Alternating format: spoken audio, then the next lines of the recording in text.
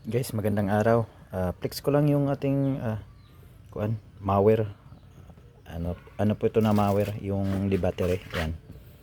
Ayan ho siya.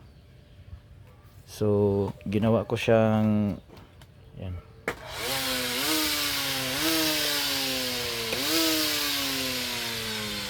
Yan.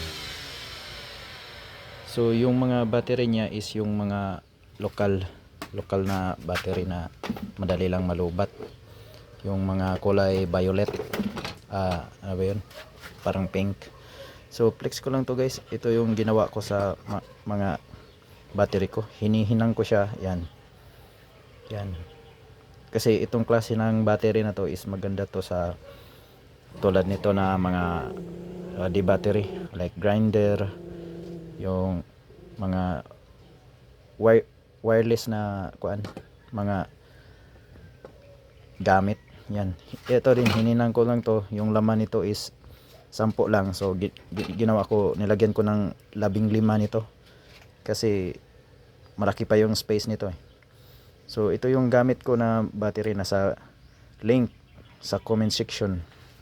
Nasa comment section ang link pala.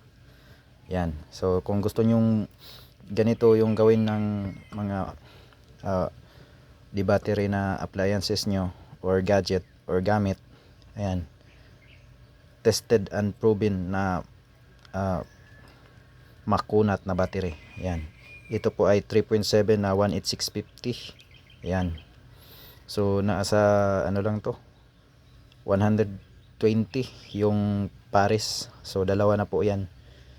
So kahit na medyo may kamahalan, napakakunat naman.